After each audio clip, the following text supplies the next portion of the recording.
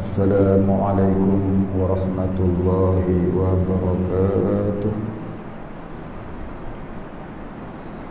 Ila hadratin Nabi Sayyidina Muhammadin sallallahu alaihi wasallam wa alihi wa kiram wa ashabihi al-'azam wa ila masyayikh iyyaka na'budu wa iyyaka nasta'in.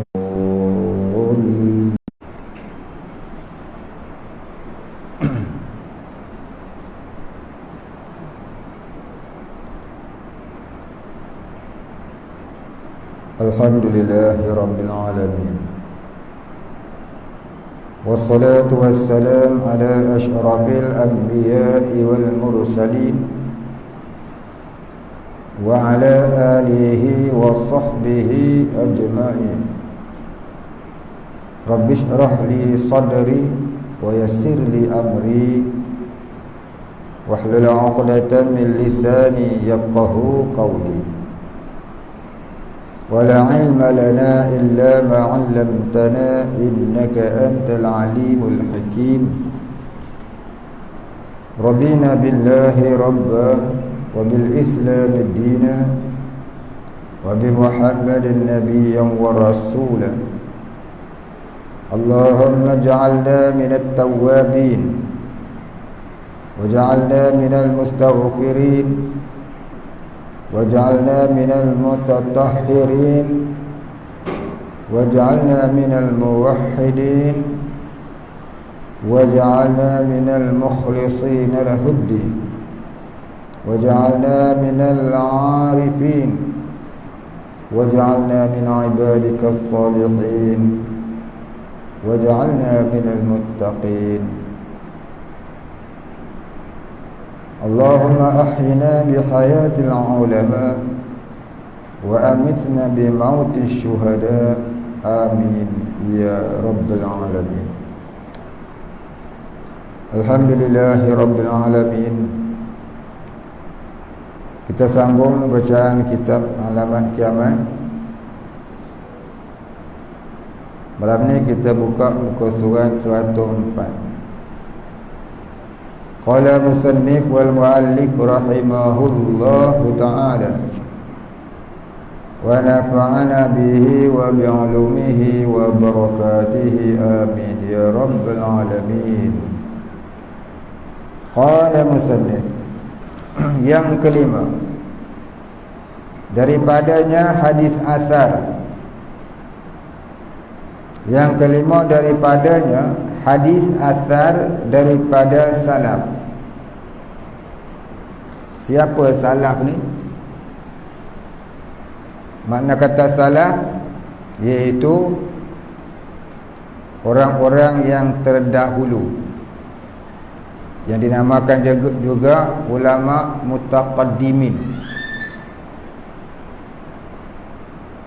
Ulama-ulama terdahulu ataupun dinamakan juga ulama mutaqaddimin, yang terdahulu, iaitu dari zaman sahabat Nabi sallallahu alaihi wasallam sampailah pada tahun 500 Hijrah. Maka itu zaman salafiyah orang panggil. Zaman salaf, zaman salafiyah, zaman mutaqaddimin, ulama mutaqaddimin, ayatullah sama lah tu. Baik. Selepas zaman salaf, bila masuk 500 tahun selepas 500 tahun hijrah, itu namanya zaman khalaf. Zaman ulama khalaf. Khalaf ataupun khalafiyah. Dinamakan juga zaman ulama mutaakhirin. Sampailah kiamat. Ini zaman khalafiyah. Zaman ulama mutaakhirin. Zaman khalaf ataupun khalafiyah ataupun mutaakhirin. Kata setengah ulama sampai 300 tahun hijrah. Tapi itu pendapat yang dhaif. Yang pendapat dhaif kata sampai tahun 300 hijrah. Baik, yang kuatnya, yang masyhurahnya ialah sampai tahun 500 Hijrah. Jadi ulama-ulama salaf, itulah di kalangan para sahabat Nabi, tabi'in dan tabi'ut tabi'in, antara pegangan mereka ialah mereka tidak mentakwilkan ayat-ayat Al-Quran yang mutasyabihan. Mereka serah kepada Allah akan maknanya. Allah jualah yang mengetahui. Contohnya dalam Quran dia sebut yadullahi fawqa aydihim, yang bermaksud tangan Allah di atas belakang tangan-tangan mereka itu. Maka kata Imam Hanafi, jangan diterjemahkan yadun itu kepada tangan atau apa juga bahasa yang lain selain daripada yadun juga. Yadun iaitu bagi Imam Hanafi, yadun iaitu yadun yang layak dengan Allah, yang Allah jua mengetahui. Jangan kata Allah ada tangan, tak boleh. Jadi salah bila kita kata Allah ada tangan, jadi mujassamah. Jadi golongan sesat, golongan mujassamah, golongan yang menjisimkan Allah. Yang dinamakan juga pula yang dikatakan juga oleh musybihah, kaum sesat yang menyerupakan Allah dengan makhluk. Musybihah, yang menyerupakan Allah dengan makhluk. Makhluk ada tangan, dia kata Allah pun ada tangan. Maka berkata Allah ada tangan itu terkadangnya kufur, terkadangnya berdosa besar. Berdosa besar macam mana? Berdosa besar tu kalau dia kata Allah ada tangan tapi tangannya tak serupa dengan makhluk. Macam orang-orang Wahabi. Wahabi dia kata Allah ada tangan tapi tangannya tak serupa dengan makhluk. Maka tak sampai kafir. Pendapat tu tak sampai jadi kafir. Pendapat tu hanyalah berdosa besar. Sebab dia sandarkan kepada tak menyerupai makhluk. Namun salah juga sebab dia kata Allah ada tangan. Orang musybihah, ia golongan sesat yang beriktikad Allah Ta'ala itu serupa dengan makhluk. Allah ada tangan, dia tak sandarkan kepada tangan Allah tak serupa dengan makhluk. Maka ini i'tikad yang kufur, mubtadi' yang kufur, pembid'ah yang kufur, yang sesat, yang kekal dalam neraka selama-lamanya. Baik. Jadi kita jangan kata Allah ada tangan, tak boleh. Jangan. Bahkan kata Imam Hanafi, yadun dalam Quran itu memang maknanya tangan, tapi jangan diterjemah kepada bahasa-bahasa yang lain. Maka yadun tu yadun Allah. Yadun apa? Yadun tu Allah jua yang mengetahui. Jangan terjemah kepada tangan atau hand atau apa, kerana boleh menyebabkan orang awam ni terbayang-bayang Allah ada tangan. Besar mana tapak tangan Allah ni, dah jadi mengarut. Jadi itu salah. Kemudian pada tahun 700 Hijrah datang satu orang namanya Ibnu Taimiyah. Dia mengaku dia salah. Dia tak dia mengaku ketauhidan Allah itu dengan menuruti pendapat ulama salaf. Dia tak takwil. Dia tak takwil ayat-ayat mutasyabihat itu. Diserah pada Allah. Ya. Tapi dia ni, dia kata Allah Ta'ala tu ada tangan tapi tangannya tak serupa dengan makhluk. Ada tangan tu tak boleh tu. Tak ada tangan tu. Jadi mana menyerupai makhluk berjuzuk. Kemudian lepas 500 tahun daripada zaman 500 tahun dari zaman Ibn Taimiyah ni, datang pula satu orang lagi namanya Muhammad bin Abdul Wahhab. Dia mengaku juga dia salah. Tapi lebih radikal daripada Ibn Taymiyah. Dia kata Allah duduk atas arash, Allah ada tangan, Allah ada mata, Allah ada kaki, Allah Ta'ala turun dan naik. Jadi ni pendapat yang mubtadi'. Sebab dia kata dia sandar pada tapi tak serupa dengan makhluk. Maka semua ni salah belaka. Ibn Taymiyah tu, Muhammad bin Abdul Wahhab tu adalah i'tiqad yang salah belaka. Baik. Kemudian timbullah pula satu lagi di Malaysia, satu orang profesor, doktor. Ya, dia mengaku pula dia salafi. Salafi dia mengaku. Jadi bila kata salaf ni ada 4 jenis. Satu yang betul, 3 semua gelong. Tu gelong. Baik, kita jangan jadi gelong. Baik, habis. Apa hadisnya? Al-ulama'u yuhsyaruna fi zumratil anbiya'i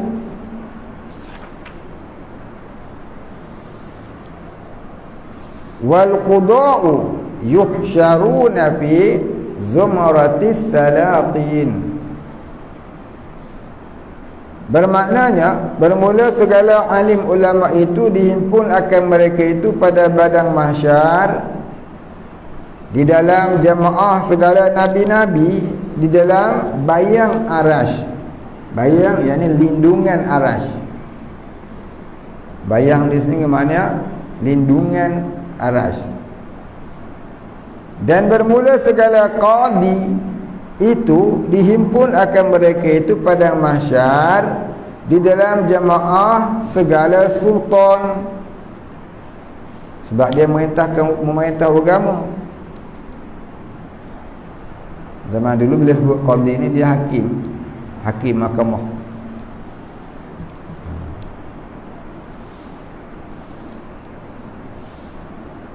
Di dalam jamaah segala sultan. Baik, habis. Sabda Nabi SAW, "Uridu alayya awwalu thalathatin yadkhuluna al-jannah wa awwalu thalathatin yadkhuluna an-nar.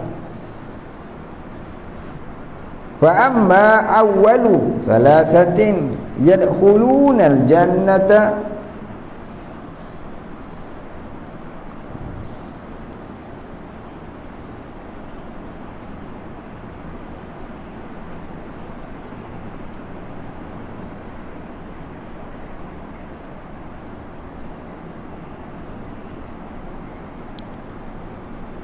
fasyahidu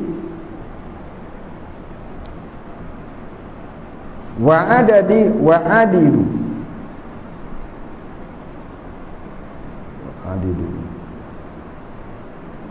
Berbaris dia banyak sangat.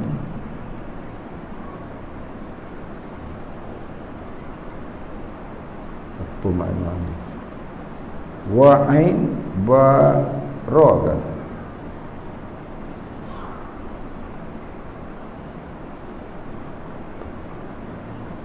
Wa'ain bar, betul tak? Kita tuan-tuan datang macam mana tu dia? Wa badal wa abdun, itu ya. Tengok makna dia dulu. Nah, aku yang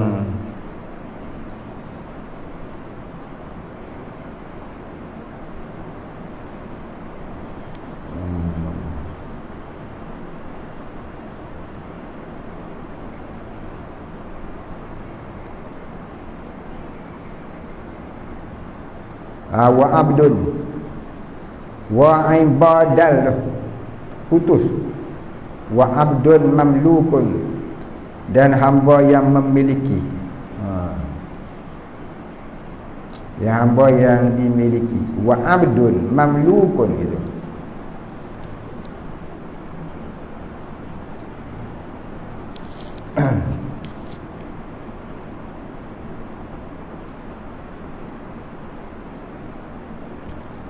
wa abdun mamlukun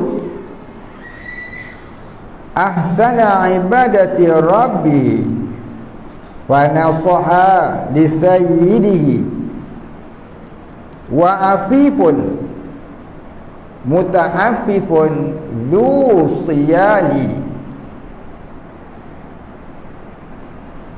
bukan dhu siyali, dhu iyali.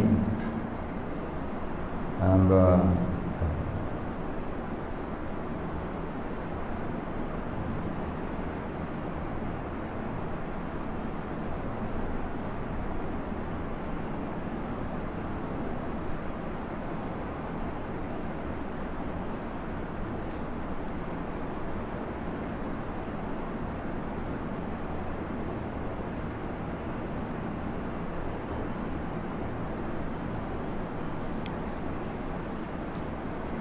dhu iyali.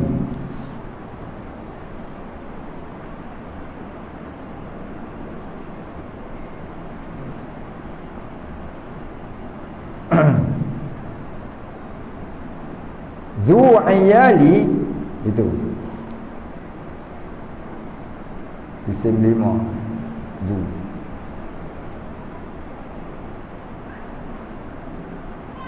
Wa awwalu thalathatin yadkhuluna an-nar amirun musallitun wa dhu tharwatin.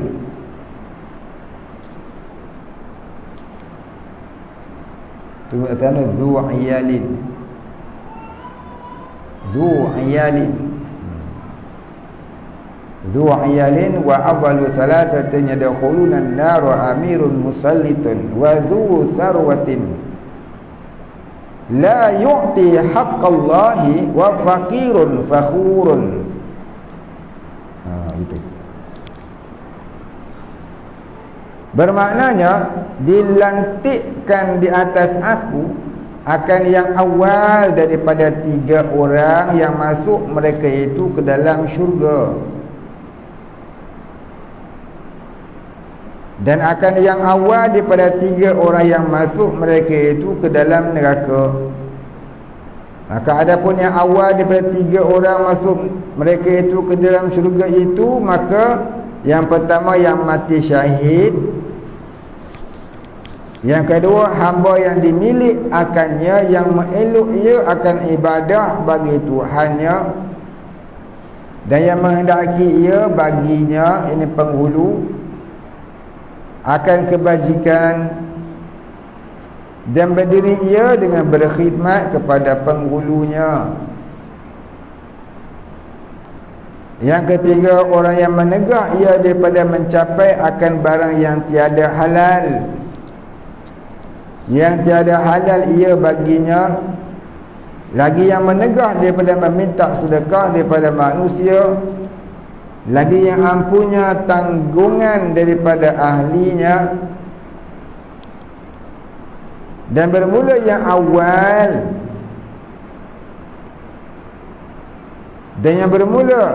dan bermula yang awal daripada 3 orang yang masuk ke dalam neraka itu. Yang pertama, raja yang mengerasi akan rakyatnya, amirun musallitun, raja yang mengerasi rakyatnya dengan zalim dan fasik.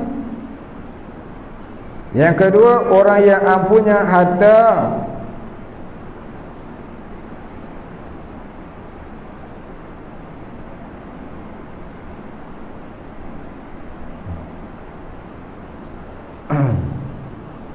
tadi ni apa?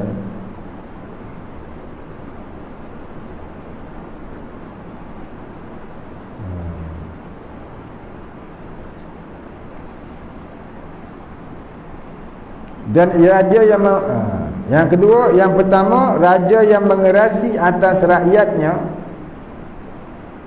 dengan zalim dan fasik. Yang kedua, orang yang ampunya hartanya, yang tiada memberi ia akan hak Allah Ta'ala, umpama zakat. Dan yang ketiga, orang yang fakir, yang bermegah-megah diri dengan membesar akan dirinya. Maka dipaham daripada hadis ini akan bahawasanya raja yang zalim itu awal yang masuk ke dalam neraka. Jadi raja. Ya, termasuk raja ni ialah pemerintah. Ya. Pemerintah yang tak menghukum dengan hukum Allah, dia masuk neraka dulu. Ini penghulu neraka. Janganlah nak jadi raja, nak jadi pemimpin.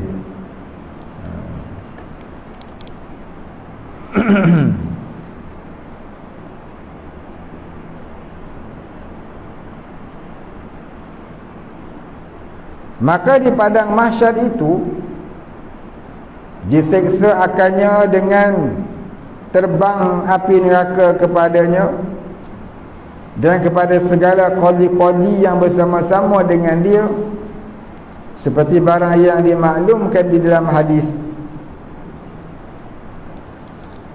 Dan berkata Ghazali dalam Ihya Ulumuddin, dan pada makna segala qadi itu ialah tiap-tiap orang yang alim pada ilmu fiqh, yang bermula tujuan kisah mereka itu akan menuntut dunia dengan ilmu fiqh itu. Dia banyak ilmu, maka dia nak cari dunia dengan ilmu itu. Yang bermula tujuan kisah mereka itu akan menuntut dunia dengan ilmu fiqh itu. Maka adalah himpun mereka itu, ini tiap-tiap yang alim ilmu fiqh itu, bersama-sama dengan segala sultan. Ini dia cerita dia ni. Cerita orang mengaji agama tapi nak cari untung dunia. Buat kerja agama nak cari untung dunia, menuntut ilmu agama nak dapat untung dunia, jaga. Ni amaran daripada Nabi sallallahu alaihi wasallam. Jadi kita mengaji dengan ada niat yang lain selain daripada untuk ma'rifatullah, untuk mendapat keampunan Allah, keredaan Allah dan ma'rifatullah. Sebab kenal Allah tu wajib. Baik. Sebab kalau kita tengok yang dia sebut itu, 3 orang yang masuk mereka ke dalam syurga. Yang paling awal siapa dia? Orang mati syahid. Sebab tu kita kena minta mati syahid ni setiap hari. Allahumma amitni bi mauti syahid. Kalau seorang. Kalau ramai, Allahumma amitna bi mauti syuhada. Pasal kita ni orang yang banyak buat salah. Ya, kita minta dengan Allah Ta'ala, mudah-mudahan Allah Ta'ala pilih kita ada habuan untuk mati syahid dunia akhirat, syahid mu'rakah. Orang mati syahid ni termasuk dalam siratal ladzina an'amta alaihim, jalan orang-orang yang engkau benarkan mereka itu. Ya, siapa dia? Minan nabiyyin was-siddiqin wasyuhada was-salihin. Para nabi, para wali, orang mati syahid, dan orang-orang siddiqin. Itu yang pertama. Yang kedua, hamba yang dimilik akannya, yang mengeluk ia akan ibadah bagi Tuhannya, dan yang menghendaki ia baginya, bagi penghulu, akan kebajikan. Dia tu hamba, tapi dia nak Tuhan dia jadi orang-orang yang khusyuk dan tawaduk kepada Allah, yang dia taat kepada Tuhan dia. Ni zaman tak ada hamba dalam. Jadi nombor 2 ni tak ada pada zaman sekarang. Dan nombor 3, Orang yang menegah ia daripada mencapai akan barang yang tiada halal baginya. Yani orang yang amat menghalus-halusi mengenai perkara haram dan halal. Ya, orang yang amat menghalus-halusi perkara haram dan perkara yang halal. Kalau halal sungguh ke halal. Fiqh dia kata ma zahara minha cukup habis. Apa yang zahir padanya tak apa. Kita tak tahu ya tak apa. Ya, tapi kalau orang sufi ya, yang dia tak tahu dia tinggal. Bukan ke dia tak apa dah, dia tak tahu dia tinggal. Dia ambil hak dia tahu je. Bila tinggal dia tinggal. Kita ni dah tahu pun tak ambil. Ni benda-benda yang halal haram ni. Baik. Kita hari ni nak jadi sufi ni payah dah. Pakai shampoo Sofi boleh lah. Dengan sabun Sofi ya. Nak jadi orang sufi, hei berat dah malam ni kita. Semata-mata rahmat Allah mengampuni dosa kita aja. Ya, dalam kitab dia kata apabila kita sudah belajar ilmu tauhid, maka hendaklah terjun ke bidang sufi. Bidang sufi apa ni? Syariat pun tak lepas. Nak jadi sufi apa? Betul tak? Kita lah. Kita tak katakan orang lain. Kata kita. Saya lah. Kita semua lah. Kita kena rasa kita.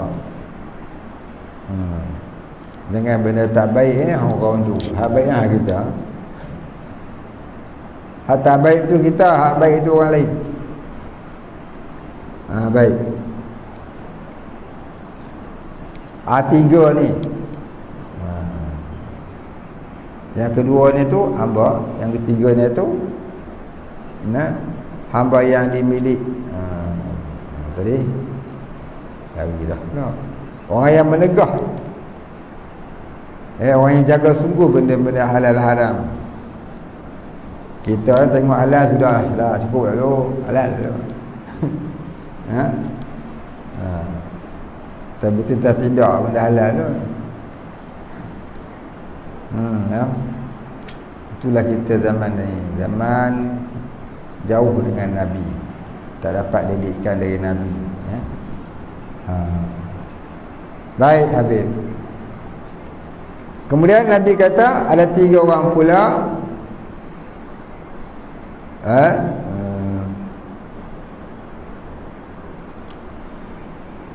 yang tadi hak masuk syurga.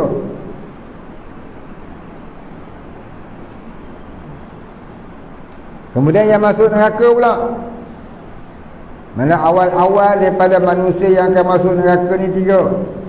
Yang pertama, raja yang mengerasi atas rakyatnya dengan zalim dan fasik.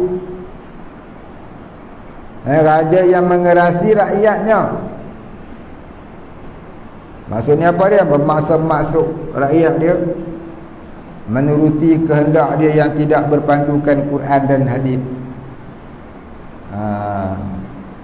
Dah dia hukum tak pakai hukum Allah.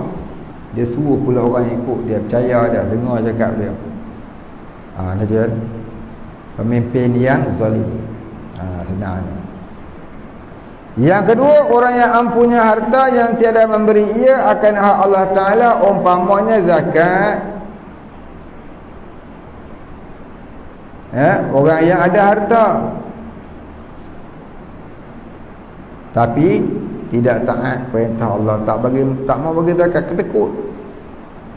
Dan yang ketiga ni orang yang fakir yang bermegah-megah diri dengan membesar akan dirinya.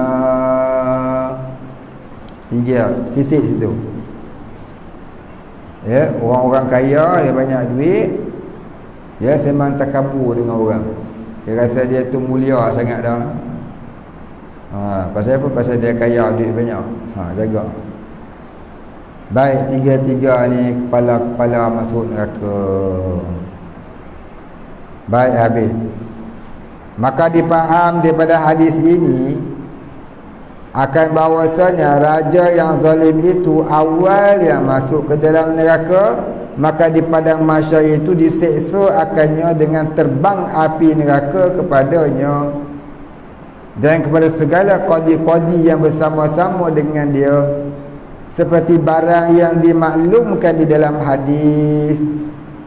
Dan berkata Ghazali di dalam Ihya Ulumuddin, dan pada makna segala qadi itu ialah tiap-tiap orang alim pada ilmu fiqh yang bermula tujuan kisah mereka itu akan menuntut ilmu dunia dengan ilmu fiqh, menuntut dunia dengan ilmu fiqh itu, maka adalah himpun mereka itu, tiap-tiap yang alim ilmu fiqh itu bersama-sama dengan segala sultan.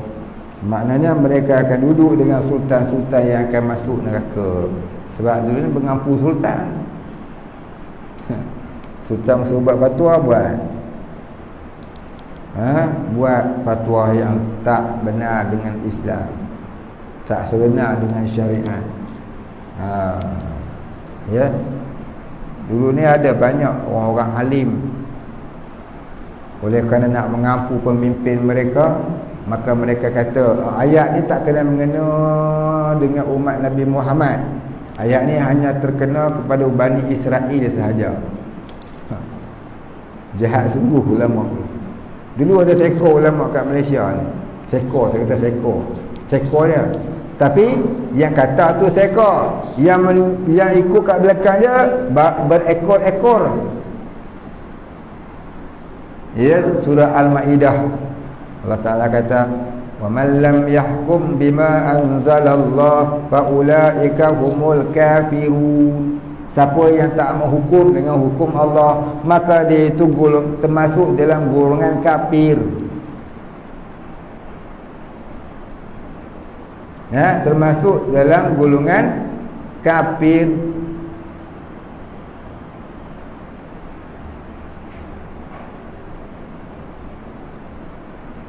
Jadi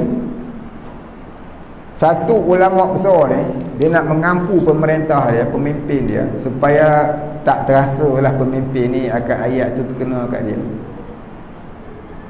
Maka dia apa kata dia? Dia kata ayat ni tak kena mengena dengan umat Nabi Muhammad.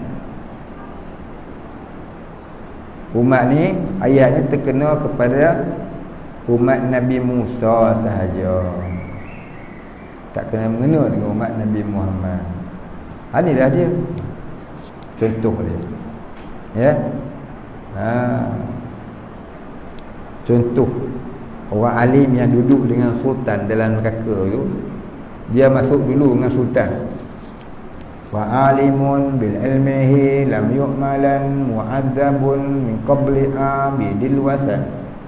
Orang alim yang tak beramal dengan ilmunya masuk neraka terlebih dahulu daripada kafir yang menyembah berhala. Ini dia reti agama, ya, tapi dah jadi tuan penasihat 25%.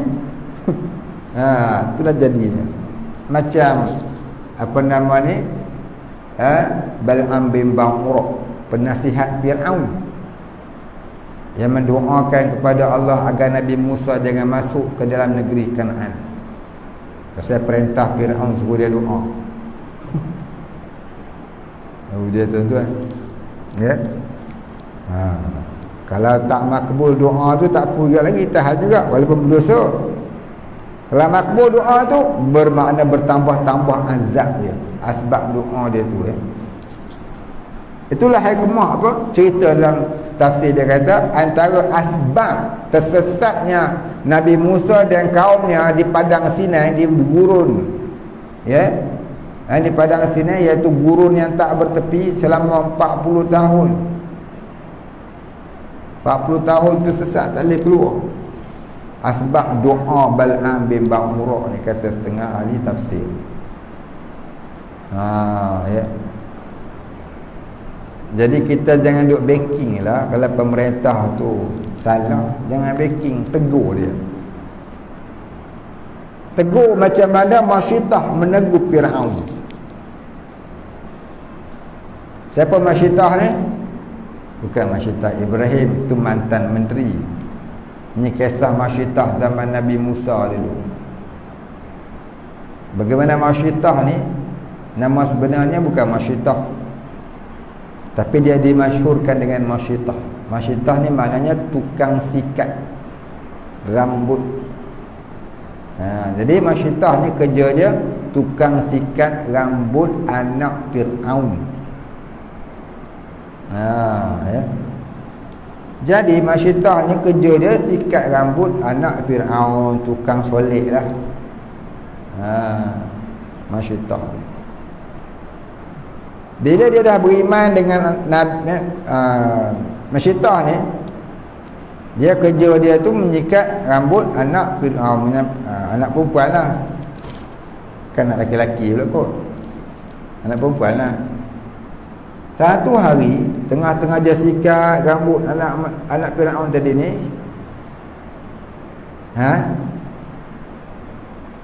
the comb was falling down.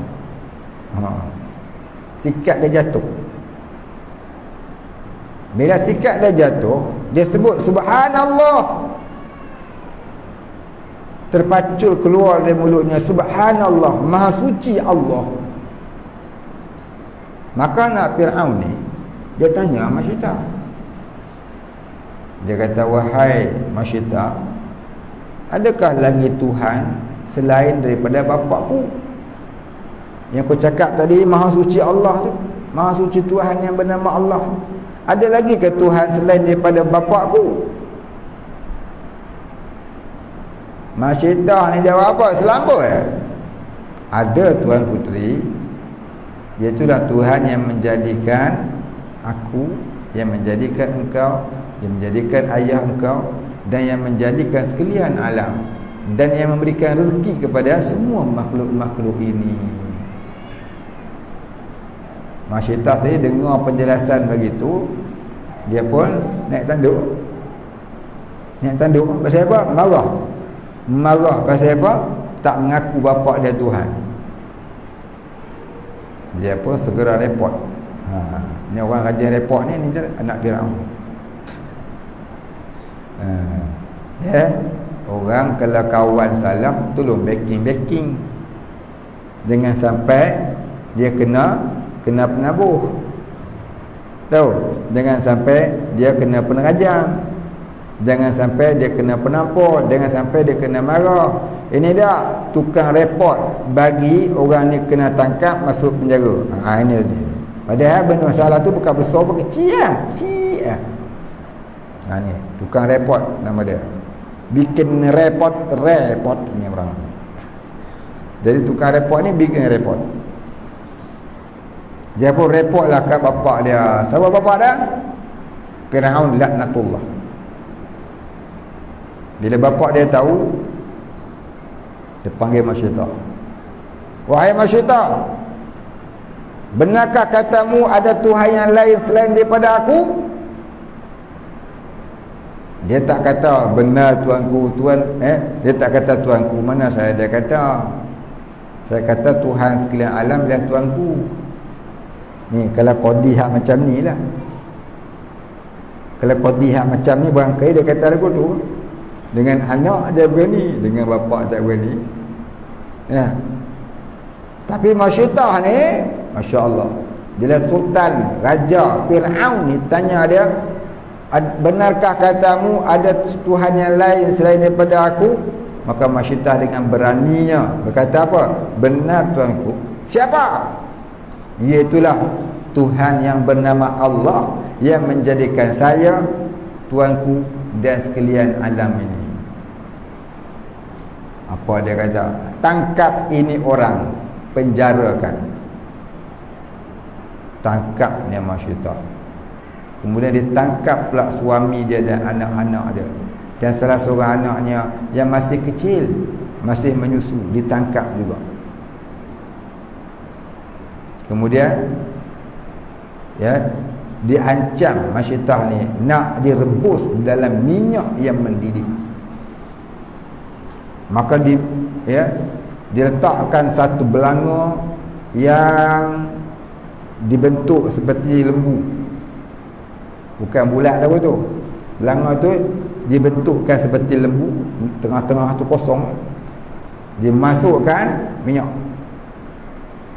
Dimasukkan minyak penuh. Bukan air panas, minyak. Kalau air panas pun boleh mati dah. Ni minyak lagi dah. Ya.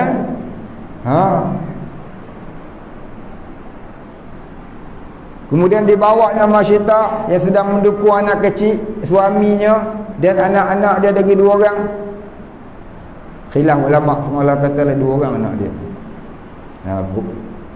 Lain buku sejarah, lain pula dia cerita. Tak apalah, tu sejarah je. Yang mana betul, tawakuf pada Allah. Dia kata masyitah, wahai masyitah dan keluarga, adakah kamu mengaku ada Tuhan yang lain selain daripada aku? Kata Firaun. Semua jawab ya. Siapa? Allah. Mula-mula sekali dia suruh siapa? Suami dia terjun. Bukan dia angkat humban, dia suruh terjun. Kalau angkat umban senang boleh cerita lagi ya. Tapi dia suruh terjun. Suami dia tak fikir panjang, masuk syahid. Sebenarnya orang mati syahid dia tak sakit. Dia nampak syurga dia di sana. Tu nikmat Tuhan beri orang yang ada bakal masuk syurga. Allah nampakkan tempat azab di dunia itu sebenarnya syurga di akhirat. Kalau kita tak berani tu. Hai tak jadi ya. Thousand apologies boss. Silap-silap kita kata, wahai Tuhanku, engkau lah Tuhanku. Silap-silap. Tapi tidak suami ni. Pertolongan Allah menampakkan syurga tempatnya di akhirat. Dia nampak minyak tu macam syurga. Terjun je. Ya Allah. Syahid. Orang syahid ni, orang mati syahid dia tak sakit. Sebab Allah tu yang ambil nyawa dia, bukan Israel. Sebab tu orang mati syahid, dia baca dalam tafsir Quran. Jangan kamu berkata orang yang syahid itu mati. Sesungguhnya mereka hidup di sisi kami. Baca tafsir dia. Apa tafsirnya? Tafsirnya, orang yang mati syahid ni di dalam alam barzakh ditanya oleh malaikat, wahai tetamu Allah, kamu datang ke sini sebagai tetamu terhormat, mintalah apa yang kamu nak minta. Nescaya apa hajat kamu akan ditunaikan. Ni orang mati syahid ni. Mati syahid mu'rakah dunia akhirat. Bukan syahid COVID-19. Tu syahid dunia, syahid akhirat tu. Ni syahid dunia akhirat ni. Orang syahid kerana mempertahankan agama, matinya tu syahid akhirat dunia akhirat. Tak ada azab kubur, tak ada soalan kubur, tak ada berdiri di padang mahsyar lama-lama, tak ada hisab, masuk syurga biwali hisab. Dia hanya rehat je. Sekarang ni para syuhada dia rehat di langit, menunggu masa hari kiamat nak masuk syurga. Dia tengah rehat, relax. Seronoknya orang mati syahid ya. Kita tak tahulah. Ya. Jadi apa kata orang mati syahid tadi? Wahai malaikat, aku nak kau hidupkan aku semula. Aku nak mati syahid lagi. Lepas tu kau hidupkan aku balik. Aku nak mati syahid lagi. Kau hidupkan aku balik. Aku nak mati syahid lagi. Begitulah seterusnya. Hidup aku, syahidkan aku. Pasal apa? Lazatnya mati syahid. Bukan sakit, lazat.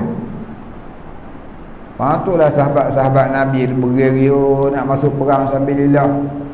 Ya, pasal apa? Pasal inilah ayat ni duk cerita. Lazat. Terkejun suami dia, syahid. Kemudian anak dia pula. Kemudian anak dia yang kedua. Kemudian sampai ke giliran anak dia yang didukung. Firaun tanya, Masyita, kamu dulu ke anak kamu? Dia tak jawab. Anak dia yang jawab. Ibu, marilah kita terjun bersama-sama. Anak dia musuh tu bercakap. Dia boleh bercakap, wahai ibu, marilah kita terjun bersama-sama. Mak dia kata apa? Tak terkata apa, terus terjun. Akhirnya mereka dinamakan apa? Wangian syurgawi. Tu yang Nabi bau dalam kisah Isra' Mi'raj. Nabi terbau satu tempat tu wangi dalam perjalanan ke langit. Ya, Nabi terbau, bau wangian, wangi sungguh. Maka tanya dia kepada Jibril, wahai Jibril, bau apa ni Jibril, wangi sangat ni? Wangi sungguh, tak pernah aku bau di dunia. Jibril kata inilah wangian masyitah. Masya Allah Jadi masyitah tu bukan nama sebenarnya, gelaran. Tukang sikat rambut. Tukang sikat rambut anak Fir'aun. Baik. Itu kisah masyitah. Orang yang berani. Orang yang berani menegakkan agama, dia tak takut mati sekalipun. Kalau mati je. Ya? Kita berani. Hei, masuk terjun minyak mendidih hoi. Minyak mendidih hoi. Bukan fikir dua kali, tak fikir dah. I'm so sorry Fir'aun. Thousand apologies. Kalau zaman law ni bukan. Kalau kita lah, hai ya Allah, kuat sungguh iman dia. Kuat sungguh iman dia. Inilah kita ni. Kita ni janganlah diuji berat-berat. Diuji berat-berat confirm kalah punya, betul tak? Jangan diujilah berat-berat, uji dengan duit sudahlah. Kau turun tanpa poster apa nak mengundi kat Melaka Cap balik bayar. Aku bagi kau 1,000 satu malam. Mak ai berhenti semua kerja tanpa habis semua cap babi. Betul tak? 1,000 semalam. Sama. Boleh ke? Halal ke rezeki tu? Menolong menegakkan hukum kufar, menolong menegakkan orang yang tak akan tegakkan hukum Islam sebagai pemerintah, boleh membawa kepada murtad. Tapi duit punya pasal murtad lah. Janji satu malam 1,000. Betul tak? Betul kan? Nah, tak mahu nak kuat iman. Bawa mengaji tauhid pun bulan. Kuat lah. Macam mana ulama yang saya cerita tadi bertahun-tahun mengaji boleh dia kata ayat ni hanya untuk kaum Nabi Musa, tak kena mengenang dengan Nabi Muhammad. Gaji dia berapa juta? Tak banyak pun, sikit je. Itu yang orang yang menukar, menjual, membeli kesesatan, menjual hidayah Allah. Ulaika alladzina ishtaraw ad-dhalalata bil huda. Baik, habis.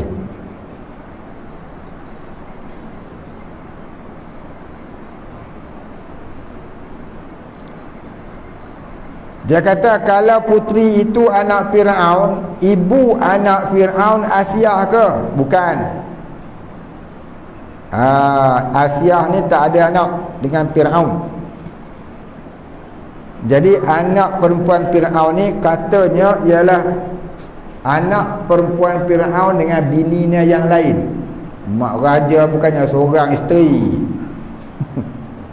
Ya, raja, nama pun raja, tak raja pun 4 orang. Betul tak? Tak raja 4 orang, kalau raja dengan cerita Asiah ni tak ada anak dengan Fir'aun. Asiah ni wali Allah, dia beriman dengan Allah, tapi syariat Nabi Musa boleh. Fir'aun ni kafir, isterinya Asiah ni wali Allah. Cerita dalam sejarah dia kata setiap kali Fir'aun mendekati Asiah untuk bersama, dia jadi down, hilang nafsu, tak ada. Asiah memang tak ada nafsu dengan dia, cuma duduk di istana sebagai isteri boneka. Dia tak boleh buat apa. Allah jaga Asia daripada orang jijik, kotor, keji, laknat menyentuh tubuh dia. Ya, dua tepi je dah. Tak ada. Tak lagi. Mari ya dah, tak ada. Itulah cerita Allah jaga. Baik, habis. Terima kasih pada yang bertanya. Tak siapa tanya aku tak kenal. Baik. Ini cerita tentang orang yang jiwanya hanya untuk Tuhan, jiwanya hanya untuk Allah Ta'ala.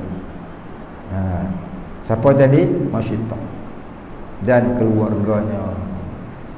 Kita boleh tak kata kita orang upah duit sikit habis ya, upah sampai poster. Murtad ke tak murtad ke tak mau. Tuan-tuan saya nak beritahu, kita ni kalau tolong kempen orang nak jadi pemimpin, di mana kita tahu kalau dia jadi pemimpin dia tak akan menghukum dengan hukum Allah, maka kalau kita tu sokong dia, sekurang-kurangnya berdosa besar dan rezeki daripada itu hukumnya haram. Sekurang-kurangnya berdosa besar, tapi boleh membawa kepada murtad. Kerana apa dia? Ar-radu bil kufri kufrun. Redha kepada kekufuran itu kafir. Ya. Murtad. Jangan kita pernah redha kepada orang yang tidak mahu menghukum dengan hukum Allah. Kalau kita redha pada dia, kita jadi apa? Ar-radu bil kufri kufrun. Redha kepada kekufuran itu hukumnya kufur. Jaga. Redha tu boleh kita sokong dia, tolong tampal poster dia, tolong kempen bundang. Berdundang-dundang engkau kat dalam barzakh nanti. Nak sangat upah tak tahu mana pun. Ada yang sanggup panjat tiang elektrik tu, ubah bendera, kena kadu pum jatuh. Mati katak lagi bagus tu, mati katak tak bagus tu. Ni mati apa tu? Silap-silap mati kafir, bukan mati katak. Jaga, ini akidah. Saya bukan cakap politik ni, taat. Kalau saya politik, saya buat gambar sini lambang apa dah. Ini saya cakap ni hukum. Buka kitab Tafsir Ar-Razi. Imam Fakhruddin Ar-Razi menyebut ar-radu bil kufri kufrun, ar-radu bil maksiati maksiatun. Kamu reda kepada kekufuran, kamu itu kufur. Kamu reda kepada kemaksiatan, kamu itu bermaksiat.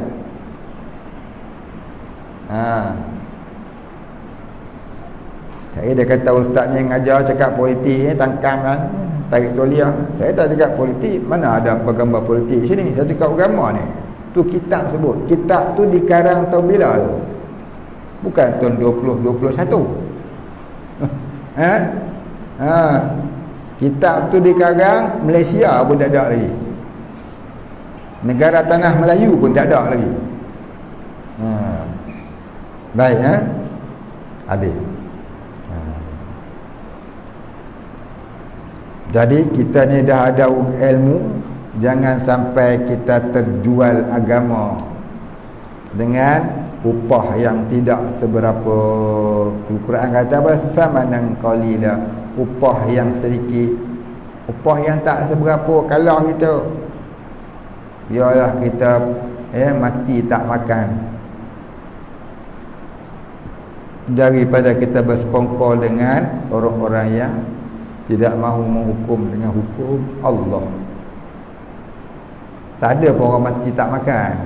Dulu ni cerita 7 orang sahabat wali Allah semuanya, mereka lari daripada polis, lari daripada polis kerajaan kafir, kerana nak ditangkap, nak dibawa ke raja untuk dibunuh. Kerana apa dia? Kerana mereka beriman kepada Allah. Mereka lari, jumpalah satu gua. Masuk dalam gua tu, tertidur mereka sehingga 300 tahun.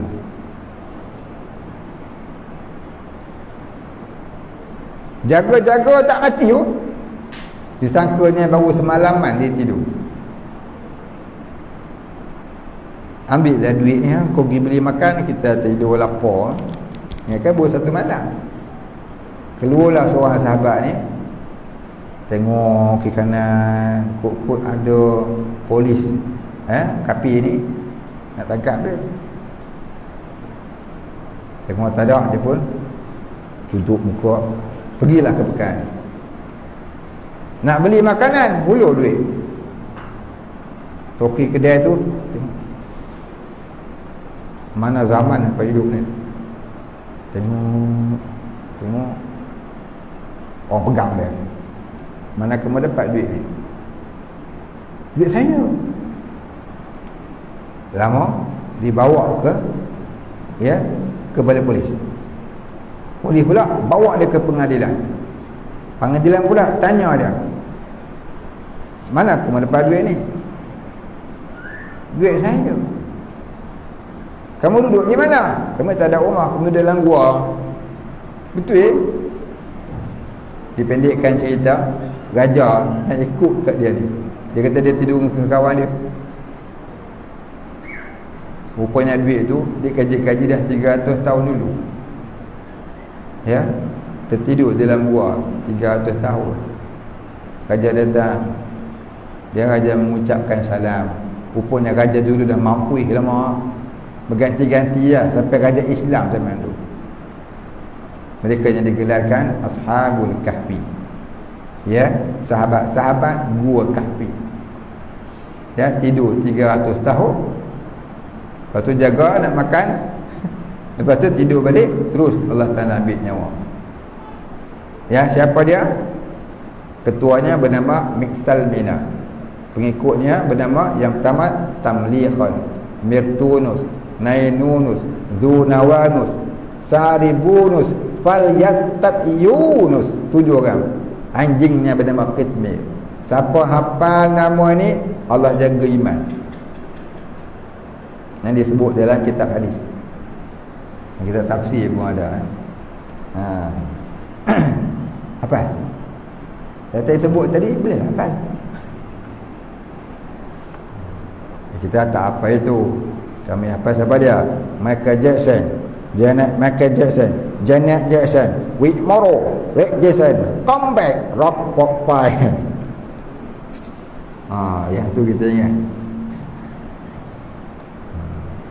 Doraemon, Spiderman. Yang tu ingat. Baik. Tahun depan saya tulis. Dah tulis dah dulu rasanya. Ya, rasa dah tulis dah dulu. Dah tulis dekat papan putih tu. Ada tulis dah tu. Cuba tengok dalam FB. Ada. Nanti saya tulis. Siapa yang nak, cuba tanya admin. Nanti admin tolong paparkan tulisan dia tu, ya. Baik, ada. Tulis, hafaz, baca pagi petang. InsyaAllah Allah Ta'ala hindari daripada mati kufur. Ya, InsyaAllah Allah Ta'ala hindari dari mati munafik. Lain-lain kelebihan tu saya sebutlah. Dia kata tengok kelebihan tu banyak sangat. Terhindar dari kebakaran, lemas dan sebagainya. Rumah disambung orang penyamun dan sebagainya. Diselamatkan daripada dipatuk binatang bisa, diserang binatang buas. Yang tu saya tengok lah tu. Kita nak ni yang ni, terhindar dari mati kufur dan mati munafik. Yang ni lagi teruk. Ya, dia makan harimau, tak dia makan harimau mati juga. Bukan? Terhindar dari qawi, tak kena qawi pun mati juga. Terhindar dari penyakit, tak kena penyakit pun mati juga. Betul?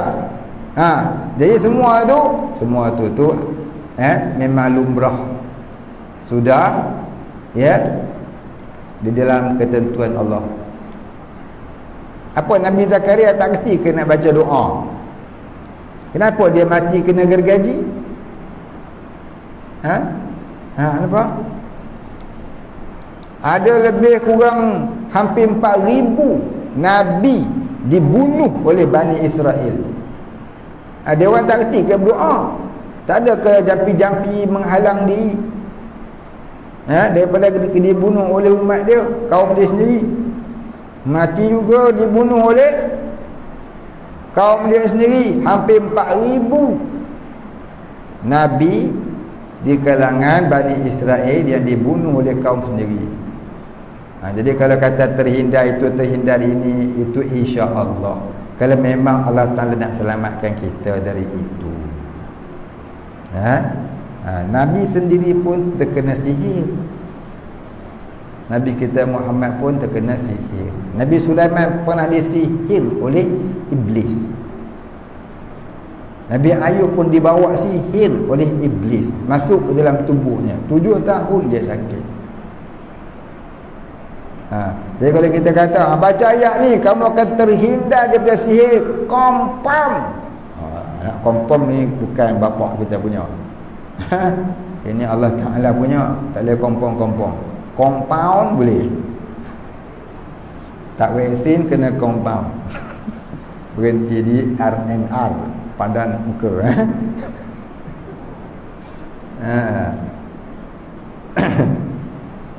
Habis nak baca apa bagi tak kena? Aku tak tahu. Berani buat, berani tanggung. Macam tu ya. Baik. Habis. Pandai-pandailah dewa.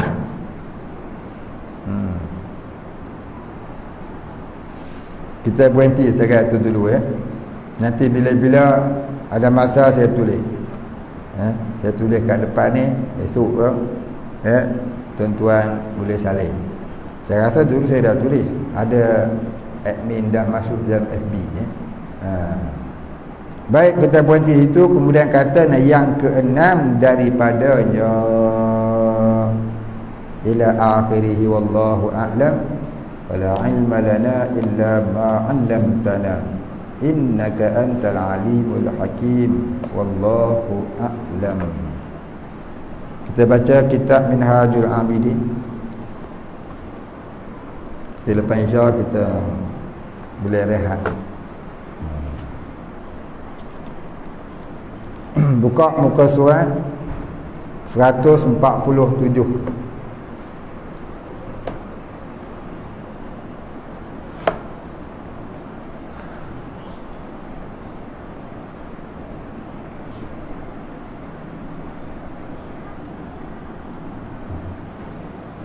Lagi.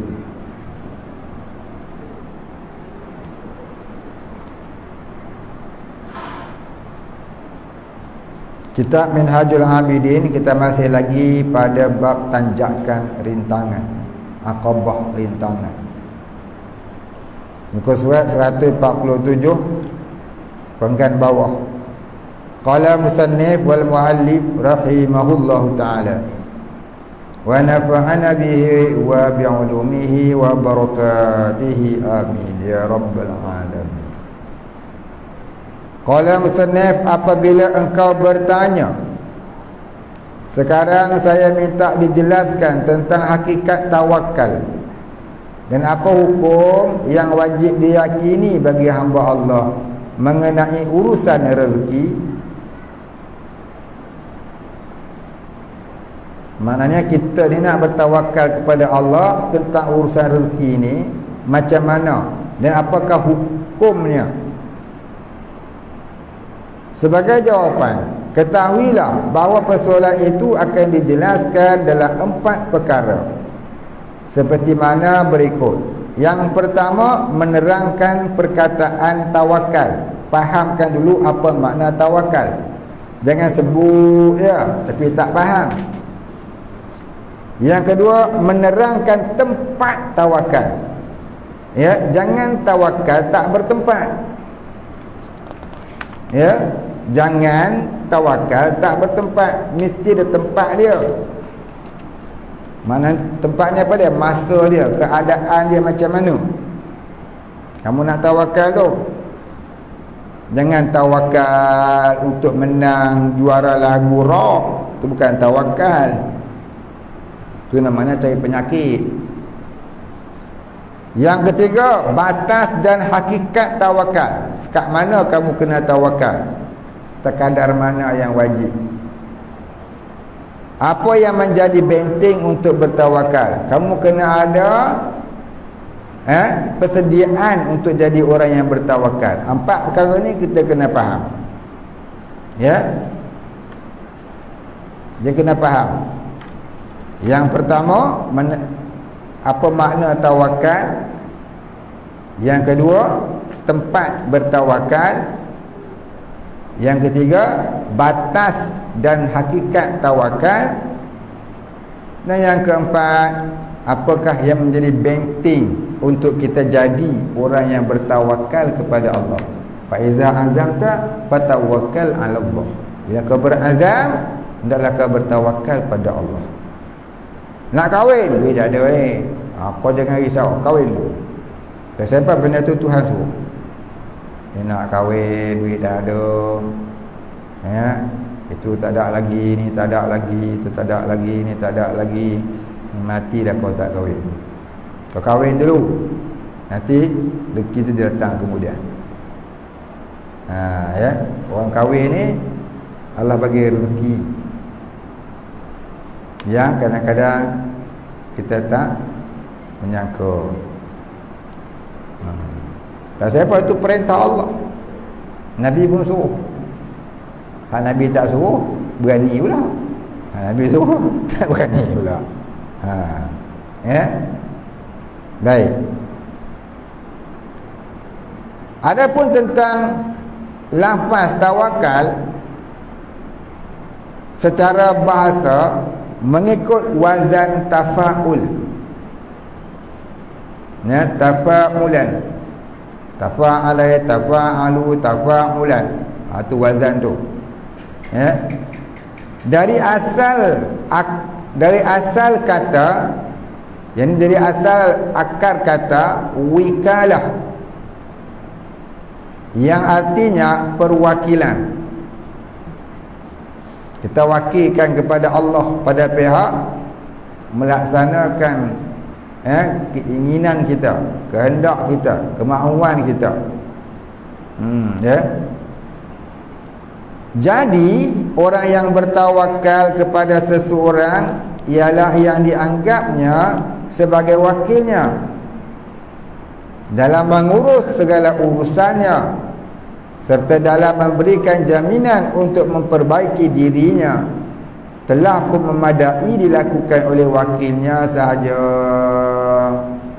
Macam kita pergi dekat apa tu, Grab lah. Apa Grab apa? Online kita transport duit, nanti besok Grab mari rumah. Wakil lah. Kita beli dekat sana, orang sana wakil pada Grab ni hantar tu kita. Dia dapat duit, kita dapat barang. Buka-buka kotak, barang tipu pada muka. Tapi sampai juga barang tipu-tipu juga kan. Mudah-mudahan tak tipu lah. Baik.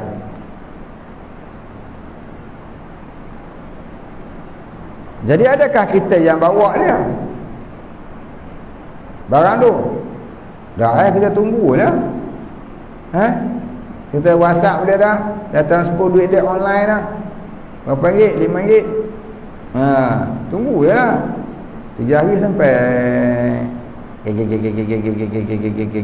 kepada rumah. Pampan ni rumah Datuk. Ya saya ni ada barang kiriman. Itulah kata perwakilan. Dia hantar wakil dia. Diri pekerjaan tu namanya perwakilan. Orang yang hantar tu namanya yang diwakilkan. Kita mewakilkan kepada Tuhan. Tuhan mewakilkan kepada penghantar, wakil dia. Semua tu jumlah tu namanya perwakilan. Wakalah ataupun wikalah. Baik, habis.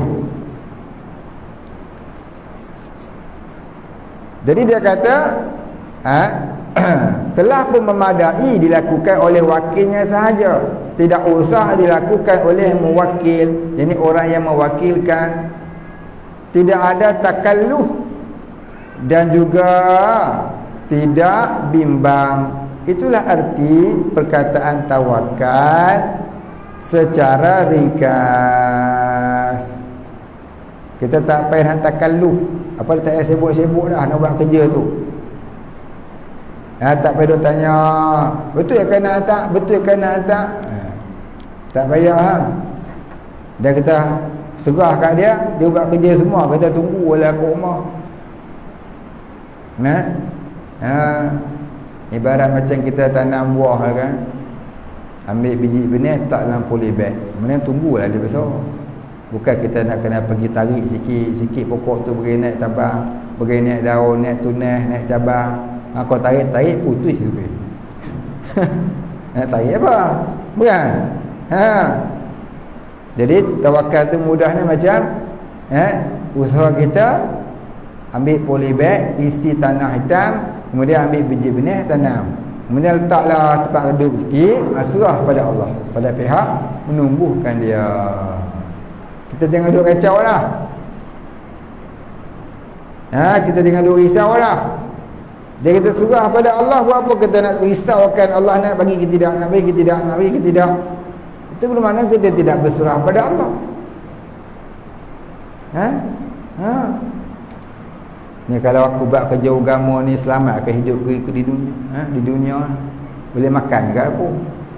Ni kalau aku buat kerja agama ni, nanti orang marah aku, orang itu.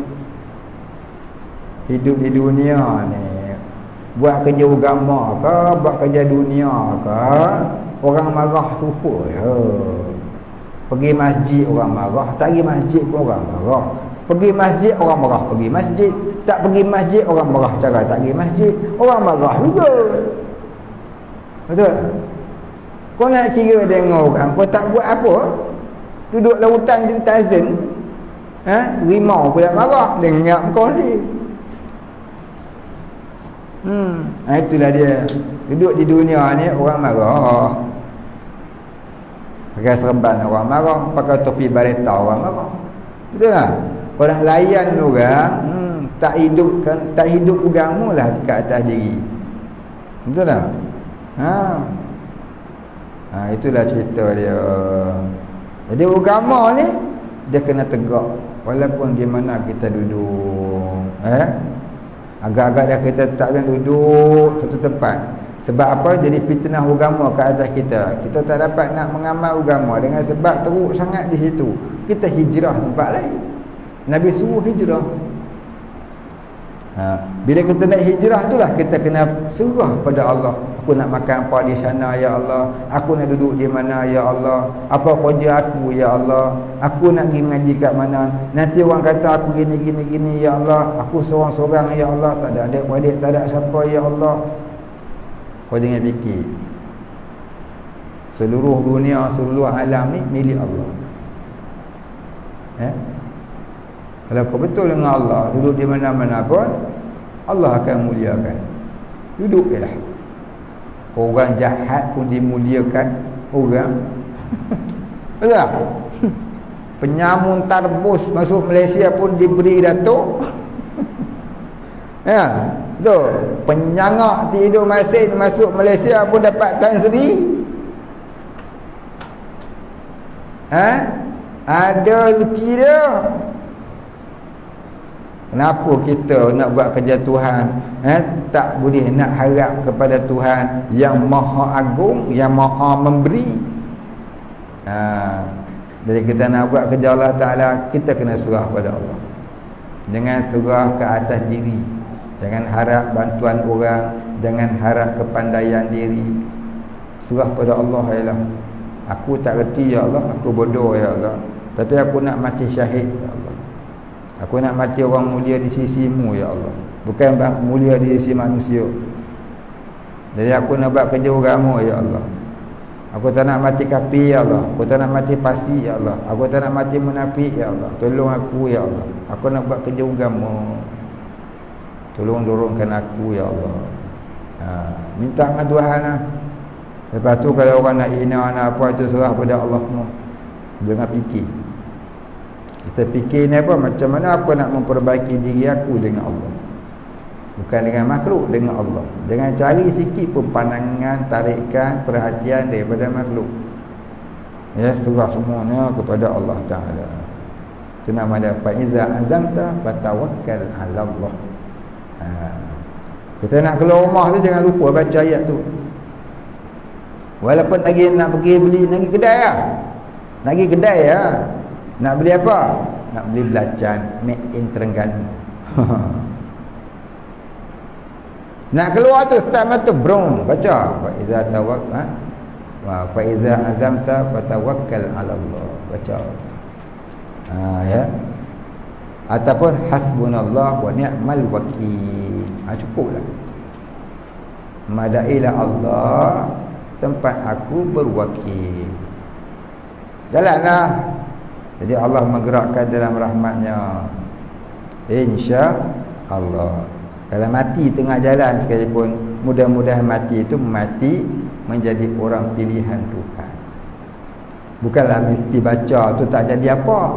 Langgar kata kebal pun tak meletup. Bukan lagu tu. Mati ni kau mana pun mati. Sahabat Nabi berperang, ada yang syahid, banyak pula yang syahid. Dia lagi kapan? Nabi syahid juga. Bukan masalah mati tak mati tu, bukan sakit tak sakit tu. Masalahnya kalau kau mati kau jadi apa? Kalau kau hidup pula kau jadi apa? Yang tu masalah dia. Kau pendek umur kau jadi apa? Kalau kau panjang umur kau jadi apa? Yang tu yang kita nak fikir. Bukan? Jangan fikir dunia saja. Berapa ramai orang panjang umur, kaya raya, tak mati-mati ke dia? Mati juga ke?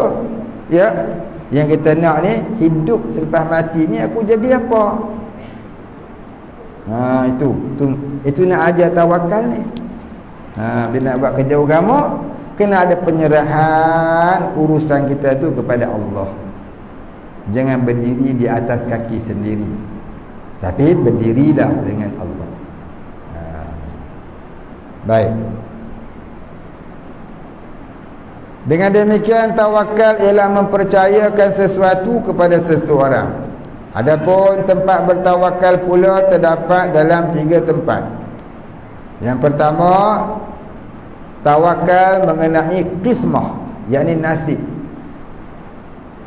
Ya, qismah, qaf sin ma, qaf sin mim ta marbutah. Qasam. Ya, kita ni apa nasib dia? Apakah yang telah ditakdirkan untuk kita? Apakah yang telah ditetapkan untuk kita oleh Allah? Itu kita kena faham. Kita hidup ni telah pun ditakdirkan oleh Allah sebelum ada alam lagi.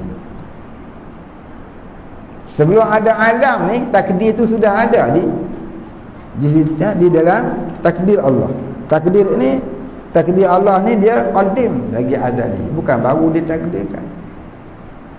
Kalau dapat apa yang kita kalau dapatlah, tak dapat pun tak dapatlah.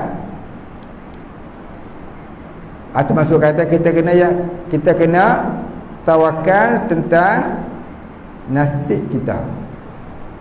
Nasib kita tak boleh ubah.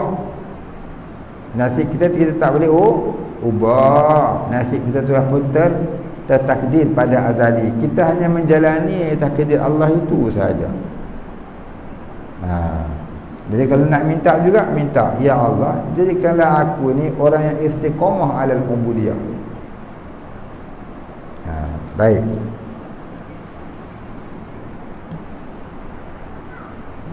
Iaitu percaya kepada Allah Subhanahu wa taala tentang apa-apa yang dibahagikan oleh Allah untuk manusia.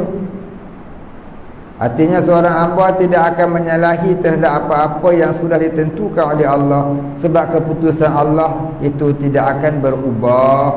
Ini takdir mubram namanya.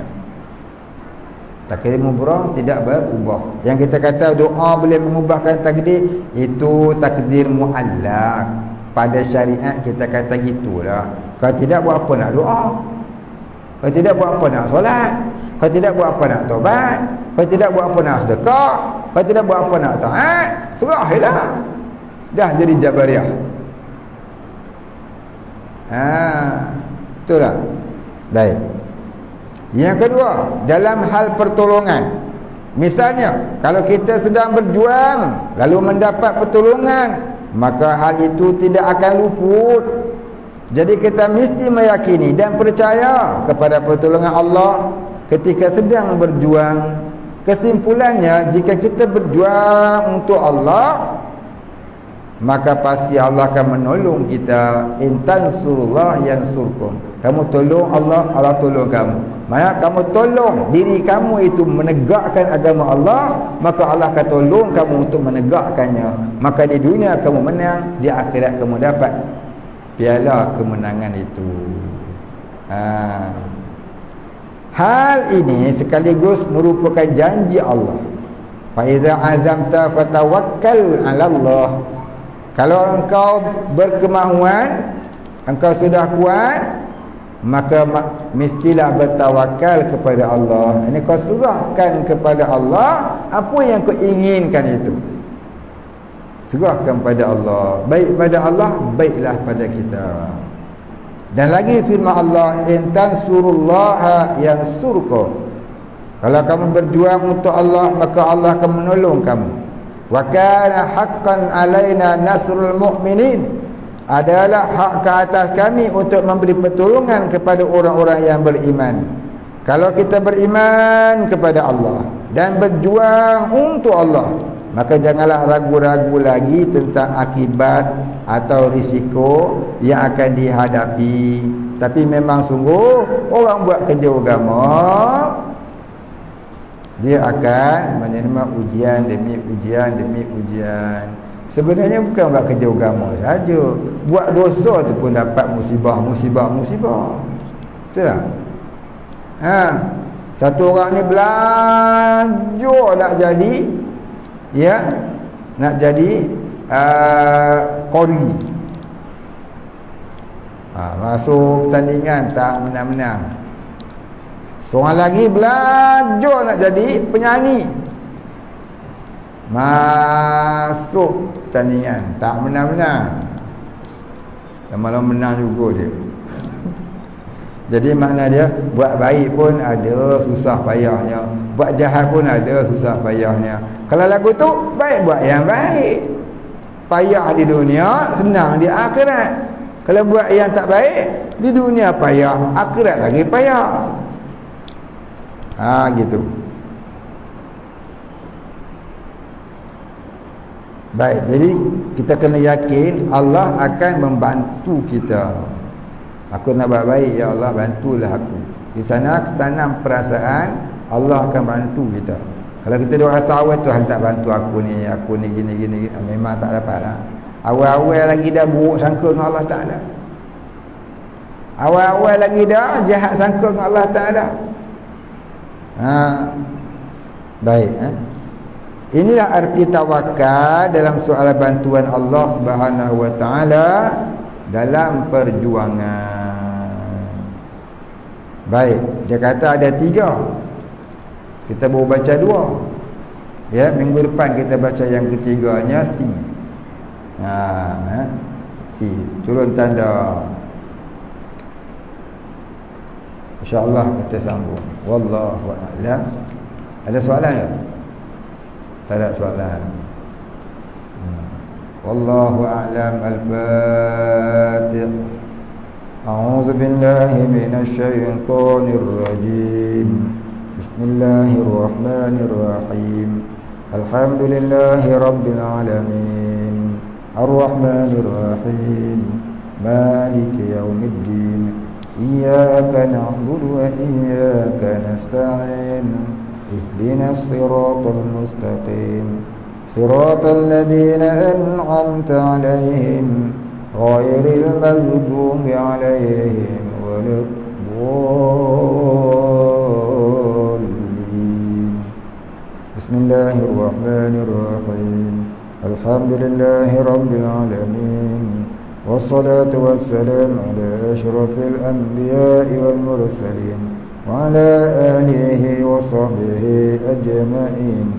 اللهم اغفر لنا ذنوبنا وارحمنا وأنت الغفور الرحيم. اللهم اغفر لنا ذنوبنا ولوالدينا وارحمهم كما ربيانا صغارا، ولمشايخنا وللمسلمين أجمعين برحمتك يا أرحم الراحمين. وصلى الله على سيدنا محمد وعلى آله وصحبه أجمعين. سبحان ربك رب العزة عما يصفون، وسلام على المرسلين والحمد لله رب العالمين. تقبل الله منا ومنكم.